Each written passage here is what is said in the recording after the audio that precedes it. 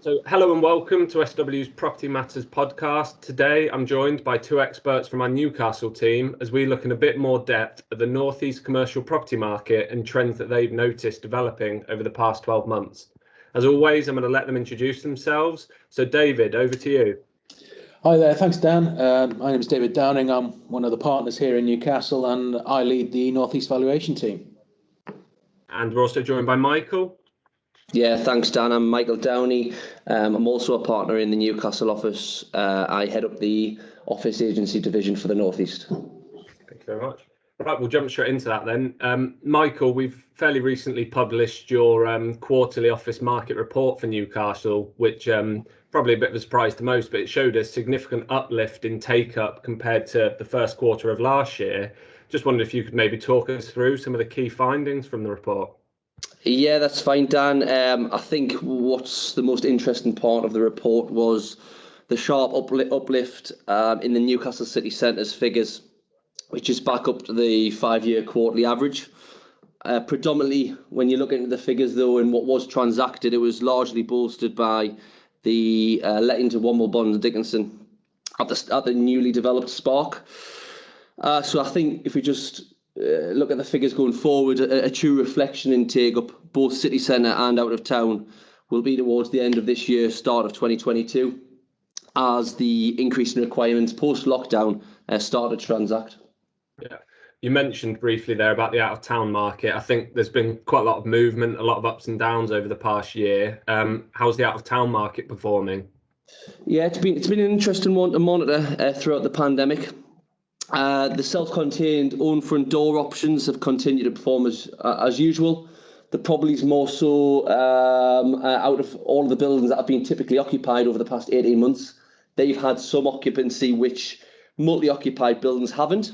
The ability to pull up and park outside, own front door, not having interaction with other occupiers in the building has helped that, and they've continued to perform at a consistent level. Multi-occupied, less so. I think where the multi-occupied options have worked strongly, there've been examples where landlords have had to concede their vision of long-term commitment in return for regular breaks. But those that have done this have managed to secure occupiers throughout what has been a difficult period for the out-of-town market. That's great. And then we're jumping a bit back and forth, but sort of going back to the city centre in a bit more detail, I think the report showed Grade A, as always, sort of continues to perform and continues to be a bit of a driver of demand. Is that set to continue? How sort of stock looking in Newcastle?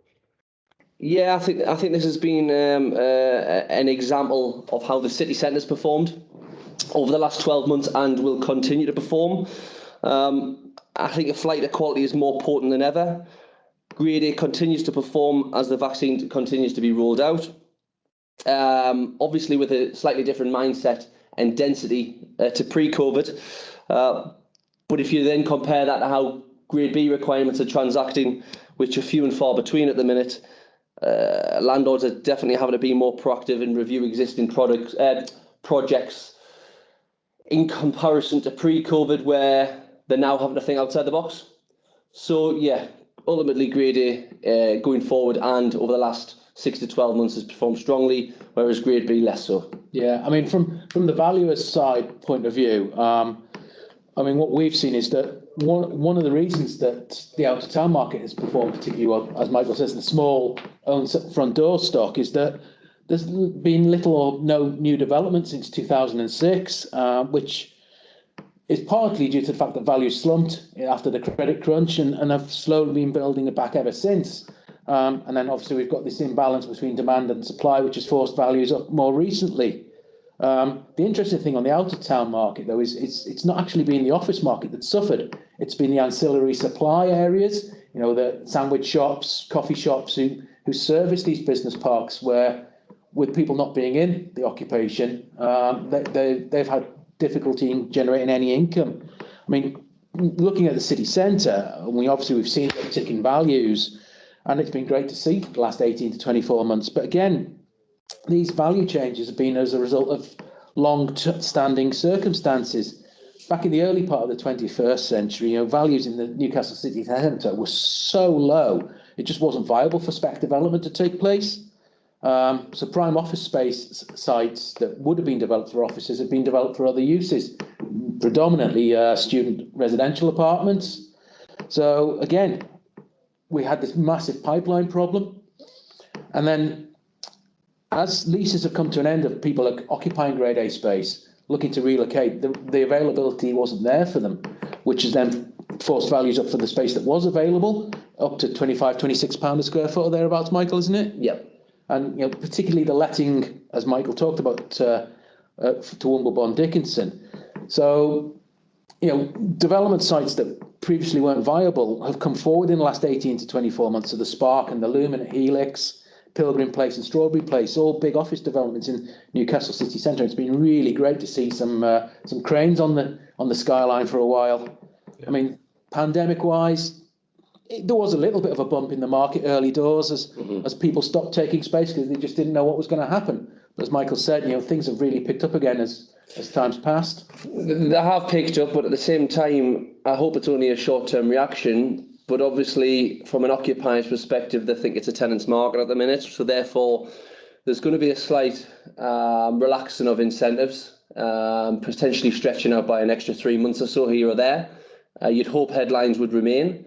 But like I was just mentioning earlier, it's hopefully just a short-term reaction, and one which there still continues to be a lack of supply until Pilgrim and Strawberry Place comes forward, given the Lumen is nigh on 60-70% occupied now. So, yeah, market's still in a good place. Yeah, I think you see a lot of sort of scaremongering headlines that the office market is dead and working from home is the new norm moving forward. But obviously, cranes being on the horizon is a massive contradiction to that. But with sort of lots of headlines around working from home and the fact that it is going to be here today, what are your sort of takes on that? I guess both from the market perspective, but then also an SW perspective. Yeah, I think if we just look back to 18 months ago when we all started to work from home, give or take April, May last year. The hot topic was the office market is dead. Obviously, this is a period whereby we hadn't really had a full understanding of what the implications were of working from home. But now we can look back at that and look at it a bit in more detail. And if you there's a couple of areas which you can look at. I think one of the most important areas is graduates coming out of university, starting with employers and looking to gain that experience, whether it's through the chartership or whatever route they're going to be taking, working from their own room without the hands-on experience day to day, being with a senior colleague is rather detrimental to their future in terms of progression. So I think if you look at that, and secondly, where can they work if they're in a multi-occupied student accommodation with shared facilities? It's not ideal, to be honest. And then obviously on the other end of the spectrum, you've got the more senior colleagues. Yes, they may have their own dedicated office within the house, but then they may have other distractions such as homeschool and obviously children being based at home over the last 12 to 18 months. So as we approach the turn of the year and obviously the last 6 months, there's been more conversation around returning to the office, which is nice to hear and nice to see. It's obviously returning to the office with a different mindset, using the office as more of a base and a hub rather than a fixed desk environment. And therefore requirements that we're seeing day in, day out are adapting. It gets mentioned weekly at the minute, the hybrid model, a buzz phrase that will no doubt be in occupiers' minds going forward. Requirements will adapt to suit this hybrid model. So, yeah. That's great. Sort of as we're recording this, we've obviously got the video up, and David, Mike, I can see you socially distanced, but you are both in the office, which is really good to see. How has the return to office for you guys been, and sort of SW been, David, from your perspective? Well, obviously, SW at the moment are still following government guidance. So the recommendation is to work from home where possible. Obviously, we're here today because we need to be here to speak to you. So really, the return to the office hasn't massively started, certainly in the northeast. Our offices remain closed to the public, with only really a skeleton staff in Newcastle and Teesside at the current time. We are, though, gearing up for a fuller return to the office, making sure all the correct procedures and practices are in place. Desks are socially distanced, plenty of hand sanitizer and the like, and the track and trace logins at all the entrances. And without question, people are keen to get back into the office, as Michael talked about. New starters and trainees are really missing out on the developmental potential of working with their senior colleagues. It's great to have teams, but it's not the same as popping over to somebody's desk and asking their opinion. You're more likely not to pick the phone up than you are, whereas just to pop over and say, what do you think about this? It's so much easier. We're beginning to get people back into the office with the plans for a gear up from 21st of June, if that remains the recommendation from central government. That's great. Michael, speaking just about you personally, you joined SW sort of right at the start of the pandemic becoming a thing, I guess. And how was that transition for you? Because it must have been quite a difficult time, really. It was interesting to say the least. They're obviously working from home I joined 1st of June 2020, and obviously still maintaining to work from home for the large part of the week. Obviously not meeting staff face to face was a bit bizarre. Obviously having interactions on Zoom and Teams, but I am looking forward to normality and getting to meet everyone in person within the Northeast and the wider region, the guys down Leeds, etc. So I'm looking forward to a bit of normality. Yeah, I think we all are, definitely. We've spoken, I guess, a bit about what's been happening over the last 12 months, but do you think there are going to be lasting changes that the pandemic's forced upon sort of occupiers and also investors within the office market? How do you see that going moving forward? Yeah, so from an occupier perspective, I think what's important to take out of this is the changes I previously discussed in this podcast are not as a result of the pandemic. The pandemic's merely accelerated what was already happening. There were a number of occupiers who were already using a hybrid approach through innovative office design and offering a hot desking environment with the ability to combine this with working from home part of the week. But other occupiers are now catching up. So whether you've gone from a fixed desk environment to now having the ability to look at your team and think, we can trust employers to work from home part of the week, we'll also have a base for them to come in the other half of the week. But obviously this is all sector dependent, with the amount of scaling down on office space depending on the nature of business. But the ethos going forward is here to stay. And landlords acknowledge this and effectively are now considering refurbishment programs and tenancies away from the market norm. I think refurbishment schemes with suites offering Cat A plus or Cat B speculative fit outs are now becoming commonplace.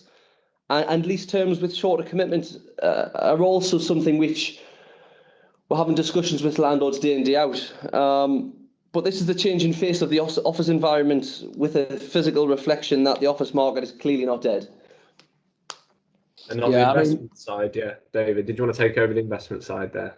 Yeah, interestingly, Michael talked about changes in occupiers. One thing that I would say is that we as valuers don't perceive the impact on the office market in the Northeast to be as severe as it has clearly been in central London, partially probably down to the fact that our commutes are so much shorter than our colleagues in London. So we see more and more people being in the office than not being in the office. But yes, still hybrid models. In terms of the investment market, it's really quite interesting. Certainly early on in the pandemic, there was a real wobble in respect to the office sector. Yields in Newcastle probably have been at their lowest level ever, with well-let modern space achieving yields of sub 6%, which was a level lower than achieved in 2006 at the actual absolute peak of the commercial property market. The more recent yield compression that we don't think has necessarily been down to people making property plays.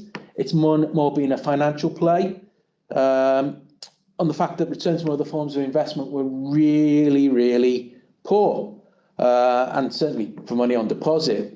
And with buying an asset that would only show a 6% yield, it says only, but shows a 6% yield that would perhaps historically been an 8-9% yield, was still a good deal because the cost of money's at an all-time low as well. So you can borrow money and still show a good return on that capital invested. Yields now have probably softened a little bit from where they were at the heights of 2018-19. Still some concern over tenant demand, changing floor plates, varying lease terms, and of course the inherent costs of refurbishment to get a building let if you get an empty floor back.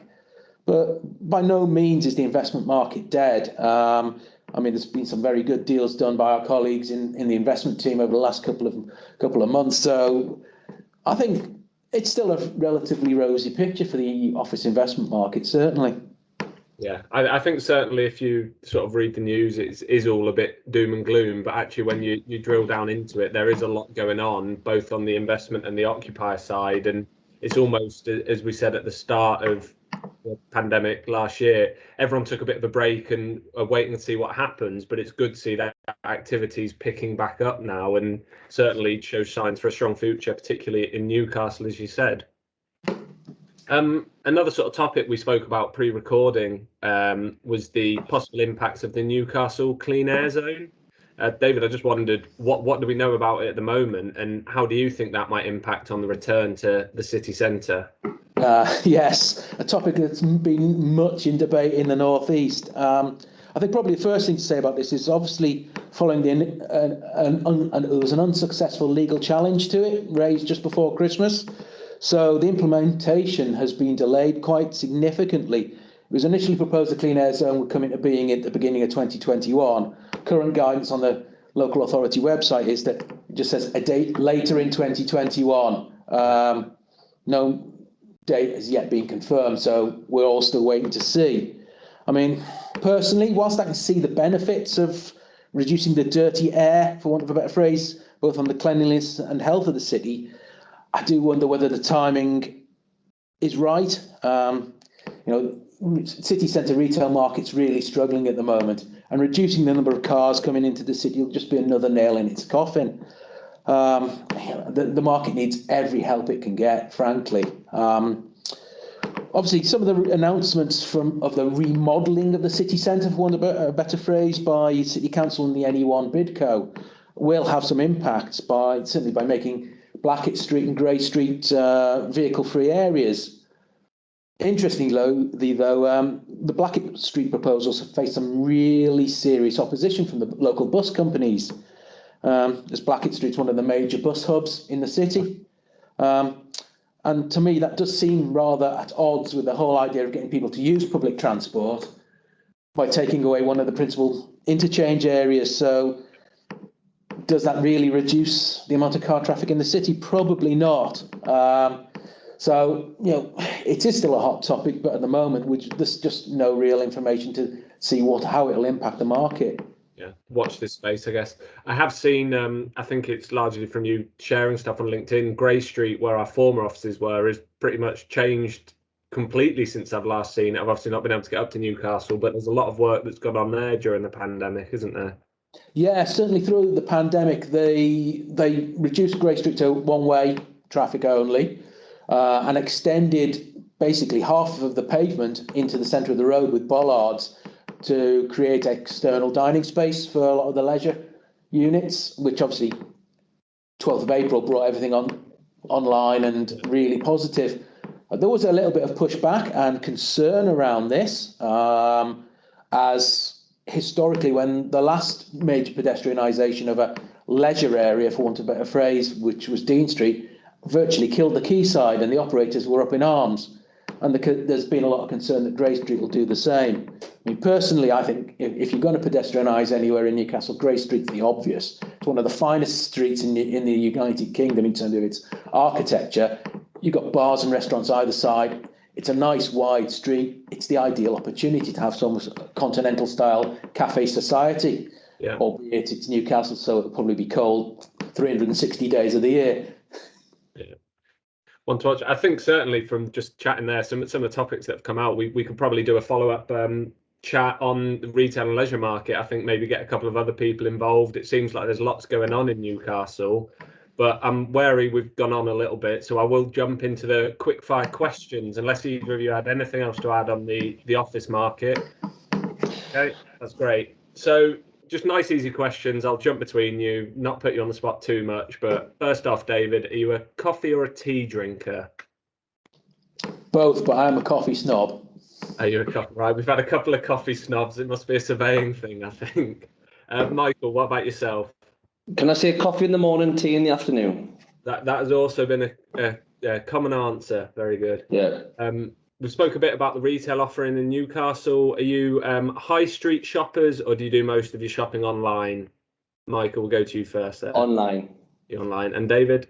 Yeah, same like most blokes. I'll do the research online. Click and collect is so much easier. Very good. In terms of what's been keeping you busy outside of work, are you readers or have you been binging Netflix, David? Outside of work, of the two, I'm more of a reader. But the thing that's really been keeping me busy has been getting out on the mountain bike. Very good. And Michael? Netflix, but yeah, I'm not lazy. I'll get myself out and about, whether it's walking or whatever. Very good. And then sort of a hot topic, I guess, that this has been themed around. Moving forward, do you expect to be working from home, in the office? Which is your preference and what do you think's going to work going forward? David, go to you first. For the Vals team, it's vitally important that the whole teams are back in the office as much as we can be. We need to pick the brains of the agents on what the deals are being done, because we always say they make the bullets for us valuers to fire. Yeah. Michael, obviously, you said you're looking forward to seeing everyone, so I guess being in the office a bit is... Correct, but I think you've always got to allocate where you're going to work depending on the task in hand. So potentially I might be in the office 3 or 4 days a week, but then if the task in hand doesn't suit being in the office, then you'd work wherever the environment should be, whether it's at home or wherever. Very good. And then the final one that often stumps people, Michael, I'll jump to you first. Your dream dinner party guest, and they can be dead or alive. Who would you like to sit down and have a proper chat with? Muhammad Ali. Oh, very good. Many a story to tell, I'm sure. And David? Keith Moon, because he would have plenty of exciting and tattle stories from his days in the Who. He would. That would be a very good dinner party, I'm sure.